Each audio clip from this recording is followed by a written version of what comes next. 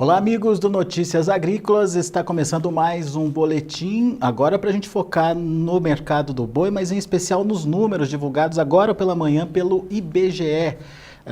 O Instituto Brasileiro de Geografia e Estatística divulgou aí o abate de bovinos nesse terceiro trimestre de 2015. Segundo o IBGE, foram abatidas 7 milhões e meio, um pouco mais que isso, de cabeças de bovinos.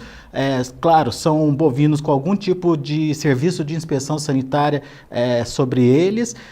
Essa quantidade ela foi quase 1% menor do que a registrada no trimestre anterior e quase 11% menor do que a apurada no terceiro trimestre de 2014, portanto uma retração significativa aí no volume de abate de animais no terceiro semestre quando a gente compara com o ano anterior.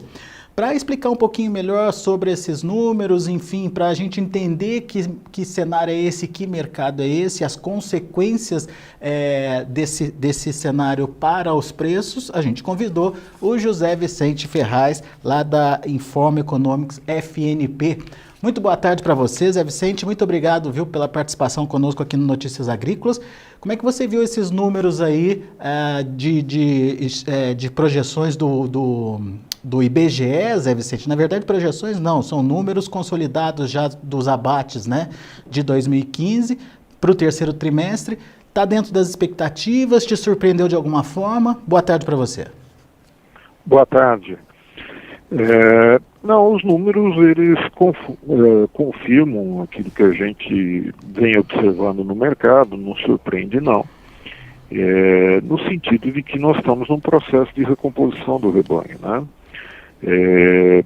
O mercado é cíclico e tem períodos em que você é obrigado a reter fêmeas, principalmente para aumentar a produção de bezerros e consequentemente, depois aumentar a produção de carne à medida que esses bezerros se tornem animais adultos. O que acontece é que, efetivamente, nós passamos por um período de retenção de fêmeas, né?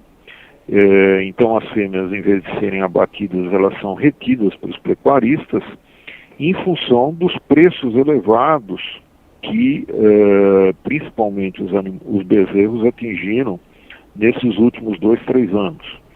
Realmente os preços subiram muito em função da pouca oferta de bezerros. E esse fenômeno, obviamente, estimula os produtores a aumentarem essa produção de bezerros. E o primeiro passo para você aumentar a produção de bezerros é deixar de abater as fêmeas e retê-las, né, para que elas produzam mais bezerros. E exatamente esse fenômeno aparece aí nesses números que você comentou, em que realmente está diminuindo bastante o volume geral de abates e seguramente grande parte dessa diminuição, eu diria a esmagadora maioria da contribuição dessa diminuição dos abates vem da diminuição do abate de fêmeas. Então, Zé Vicente, pelo que você está me dizendo, está mais relacionado a uma questão de redução de oferta mesmo de animais aptos a estarem nas linhas de abate do que necessariamente uma demanda mais retraída. Sem dúvida, isso é uma questão de oferta, né? Não tem nada a ver com demanda. Ela, essencialmente, ela está atrelada à questão de que você tem pouca oferta de bezerros e isso leva a um preço elevado que acaba estimulando a retenção de fêmeas. Então isso é um fenômeno essencialmente de oferta que vem sendo corrigido pelo mercado com essa retenção de fêmeas.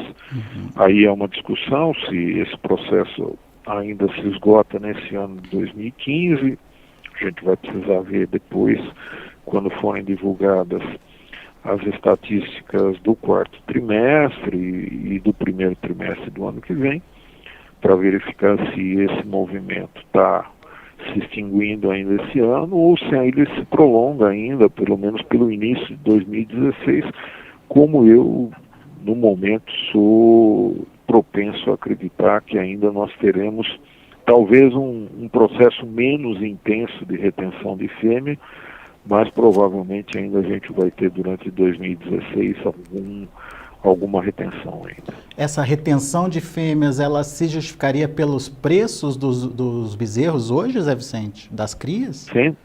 Sem dúvida. O que provoca essa retenção de fêmeas é que você tem o bezerro num preço bem elevado e, obviamente, os produtores procuram aproveitar essa oportunidade, né? E a forma de você aumentar a produção de bezerros é reter as fêmeas. E como é que está essa relação dos preços do bezerro hoje? Ainda tão altos? Estão bem altos ainda, embora já tenham, em alguns casos, mostrado algum declínio. O fato é que fica difícil, nesse momento, da gente estimar se esse declínio de preço que aconteceu é sazonal, porque nós estamos chegando num período de final de ano, que normalmente os mercados eles ficam meio em recesso, ou se nós realmente temos um efeito aí já de um pequeno aumento de oferta, né? Tá, mas de qualquer forma você acha que 2016 ainda é um ano bom para bezerros, para preços? Eu acredito que sim. Eu acho que dificilmente os preços vão cair muito significativamente. Podem até cair, mas modestamente. Eu acho que quedas significativas de preço podem acontecer mais para frente. Uhum. Agora, Zé Vicente, tem um outro dado aqui que eu queria que você comentasse, que é o peso acumulado de carcaça no terceiro trimestre. 1,8 ou 1,9 milhões de toneladas, 1,4% maior que registrada no trimestre imediatamente anterior. Isso tem a ver o quê? Com o processo de engorda em coxo? O animal ganha mais peso mesmo? Você está abatendo, em média, animais mais pesados, né? Isso tem a ver bastante com o fato de, em alguns casos, você está trabalhando com animais mais acabados, né, entre aspas aí, ou seja, animais em que você procura acumular mais gordura nos animais. Isso é um efeito interessante, né, do ponto de vista comercial, de qualidade da carne, né? Então isso é uma tendência que já vem de muito tempo, uma tendência estrutural. De um modo geral, as carcaças abatidas tendem a ser um pouco mais pesadas mesmo. Então isso é uma tendência e também tem a ver com algumas questões mercadológicas, de oportunidade de mercado. Quando você tem um animal, a reposição muito cara, ou seja, os bezerros estão muito caros, e se os bezerros estão muito caros, os garrotes, os boi magros acabam, por consequência, também encarecendo. Então a reposição, principalmente para o terminador, ela passa a ser muito cara. O terminador tende a investir em colocar mais peso no animal antes de fazer a reposição, tá? Aproveitando aquele animal que ele já tem, né, para colocar mais peso e faturar mais com aquele animal, tá? Do que fazer uma reposição cara, né? Então isso muitas vezes é uma estratégia que acaba prevalecendo e acaba fazendo com que o peso médio das carcaças suba. Então são dois pontos que uma tendência natural mesmo de se abater, hoje em dia se abate animais em média bem mais pesados do que se abatia há 5, 10 anos atrás, e ainda a questão mercadológica que estimula mais esse processo. Mas uma coisa acaba compensando a outra de alguma forma ou não? Não, as coisas se somam nesse caso, tá? Por isso que você tem a situação de que há esse aumento do peso médio de carcaça significativo. Perfeito. Às vezes, as condições mercadológicas são inversas. Quer dizer, se nós passarmos a ter um momento aí em que o preço do bezerro e, consequentemente, dos animais de reposição cair bastante, aí sim, aí você vai ter um efeito inverso. Ou seja, como a reposição está, aspas, barata, o produtor ele vende o animal mais leve, com uma carcaça mais leve, e faz a reposição. Isso porque existe uma questão técnica aí. A partir de um determinado peso, o animal, a taxa de conversão alimentar do animal cai. Então, teoricamente, esse animal precisa comer mais para ganhar uma determinada quantidade de peso, né? Isso teoricamente é desvantajoso você fazer. O ideal seria você abater com carcaças mais leves, tá? Porque essa curva ela vai piorando à medida que o animal vai ficando mais pesado. Só que quando, como eu disse, o preço do animal de reposição está muito alto, isso estimula, mesmo com esse fator negativo, estimula que o produtor compensa, para o produtor, mesmo com essa perda, ainda compensa ele pôr mais peso no animal. Agora, quando a reposição está barata, não. Aí isso tende um pouco a diminuir um pouco o ganho médio do peso das carcaças. Mas ainda assim persiste aquele fator estrutural de que a tendência é você ter um aumento do peso médio das carcaças, como aliás aconteceu em outros países do mundo. É justificável aí uma conversão melhor em função da genética melhorada também ou não, Zé Vicente? A genética ela contribui essencialmente para que você obtenha um animal mais pesado com ele mais jovem. Tá. E aí entra um fator que é extremamente interessante. O animal, enquanto ele não chega na puberdade, no amadurecimento sexual dele, ele tende a depositar músculo, né? Uhum. E ele só começa a depositar mais gordura, como acontece com todos os seres animais, a partir da puberdade. E para você depositar mais gordura, você precisa comer mais, né?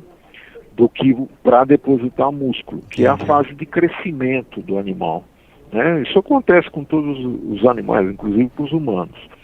Então, o que acontece? Acontece o seguinte, que como os animais, geneticamente, eles vão chegando a um peso de abate mais jovens, eles ainda não depositaram gordura. E isso é aquilo que se caracteriza com um animal mal acabado. Em termos mercadológicos, o consumidor quer uma carne que tenha um certo teor de gordura, que isso dá sabor, dá suculência na carne. Uhum. Então, isso acaba sendo um fator que estimula o aumento do peso das carcaças. É o tal fator estrutural que eu chamei.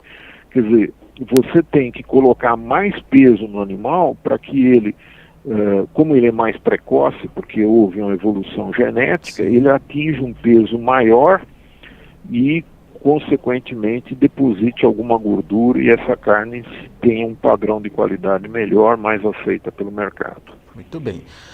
Só mais uns números para comparação aqui em relação a esse peso acumulado de carcaça. Enquanto o abate de animais teve uma retração de 11% em comparação com o terceiro trimestre de 2014, o peso acumulado de carcaças em relação ao mesmo terceiro trimestre de 2014 caiu apenas 8%. Isso aqui justifica toda essa discussão que a gente teve nesse momento. Agora, Zé Vicente, tem aqui também os líderes, né, os estados que mais perderam aí em termos de animais a serem abatidos. O primeiro lugar, São Paulo, seguido pelo Mato Grosso, e terceiro lugar, Minas Gerais. Alguma surpresa nesse ranking? Não. Isso é uma tendência geral, tá? E eventualmente aí um estado se destaca mais aí por algumas particularidades, né? Mas eu acredito que aí uma análise específica de cada estado não seja muito significativa, né? O que importa mesmo, eu diria que é o número mais geral do Brasil. Uhum. Não dá para a gente chegar àquela conclusão de que São Paulo estaria meio que perdendo aí a sua força no abate de animais, né?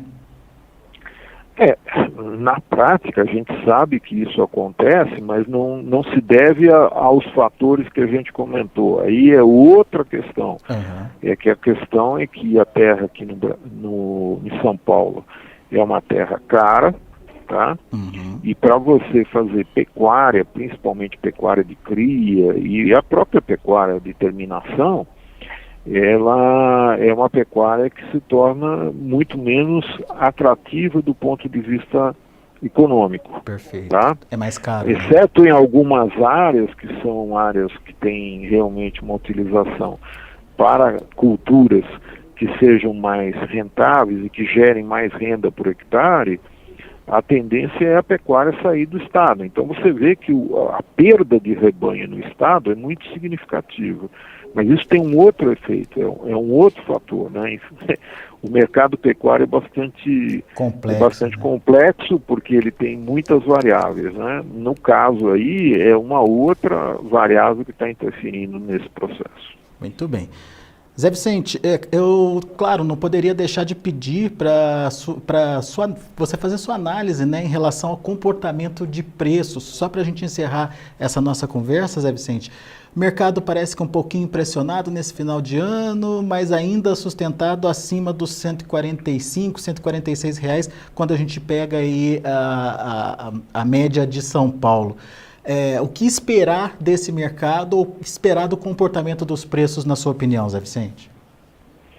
Então, até eu diria, se você considerar que houve a entrada aí já, do modo geral, do pagamento da primeira parcela do 13º salário e as festas natalinas que estão aí muito próximas e tudo mais, há até, de certa forma, uma decepção no mercado, porque se esperava um aumento bastante significativo do consumo. Uhum. Infelizmente, a gente vive uma crise muito grave e isso está afetando o poder de consumo da população e o preço até, inclusive, ele atingiu picos de preços maiores, a questão aí de 2, 3 meses atrás. Então, realmente, há até como eu disse, uma certa decepção no caso da carne bovina. Isso não se aplica a outras carnes, mas no caso da carne bovina, porque efetivamente a gente sente que o consumo está abaixo do esperado, né? Eu acredito que nós tenhamos aí uma tendência aí nesses últimos dias desse ano e os primeiros dias do ano que vem de uma certa estabilidade de preço nos atuais patamares, que não é um patamar de preços ruim para o produtor, né? Estou falando de preços pagos ao produtor. Para os consumidores, realmente o preço está salgado e isso se deve a margens muito significativas que são colocadas em cima, principalmente pelo varejo.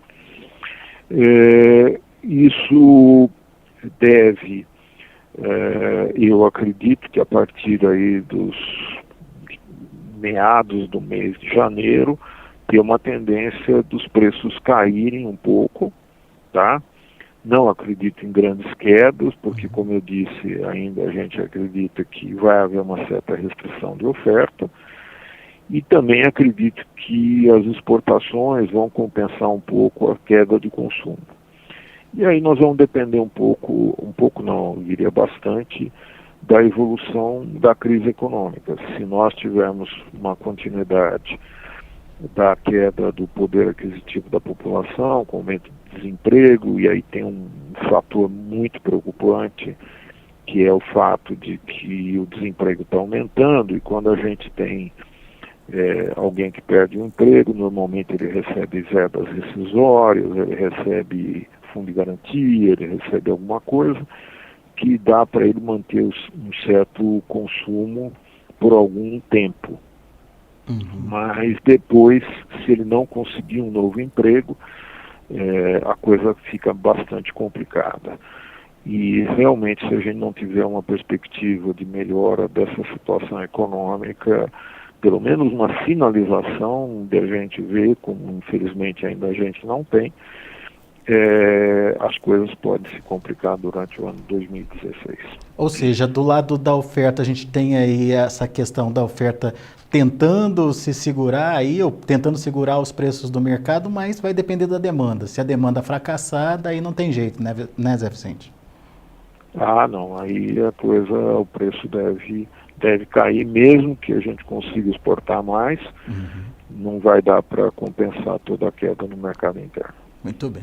Zé Vicente Ferraz, muito obrigado, viu, pela sua participação conosco aqui no Notícias Agrícolas e volte sempre, Zé Vicente. Com certeza, um grande abraço, foi um prazer falar com vocês. Abraço para você. Zé Vicente é lá da Informa Economics FNP, repercutindo com a gente os números do IBGE, números que saíram agora de manhã para os abates do boi. Teve também números para o abate de suíno, abate de frango, que esses números foram bons aí. Esses números já estão disponibilizados aqui no nosso site para que você possa acompanhar também, mas a gente focou especificamente no abate bovino, que é a área aí principal do Zé Vicente. Bom, vamos aos preços. Você vê aí na BMF, mercado trabalhando sem grandes mudanças. O janeiro, por exemplo, R$ 147,05, subindo 0,06%. Fevereiro, R$ 147,90, uma alta também pequenininha de 0,07%. São os dois vencimentos registrando algum tipo de alteração nessa manhã. Vamos aos números do mercado físico, levantados pela Scott Consultoria. A maior parte das praças...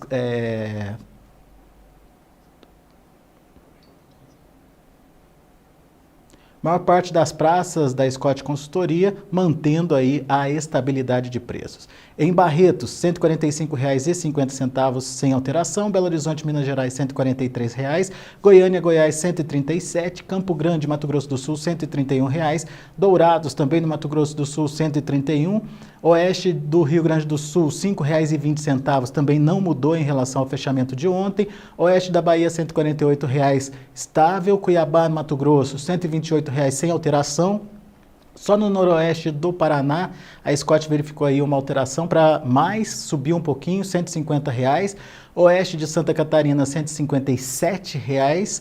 Isso por arroba. Em Redenção no Pará, R$ 131,00 e no Rio de Janeiro, R$ 148,00. São os números do mercado físico apurados pela Scott Consultoria. A gente tem também o indicador Exalc BMF, medido pelo CPEA, que encerrou ontem R$ 146,21, com alta de 0,47%. 146,21, portanto, indicador Exalc BMF medido pelo CPEA, a média dos negócios no estado de São Paulo. A gente vai ficando por aqui, agradeço a sua atenção, a sua audiência. Daqui a pouco tem mais informações, mais destaques, tudo para que você continue sendo o produtor mais bem informado do Brasil.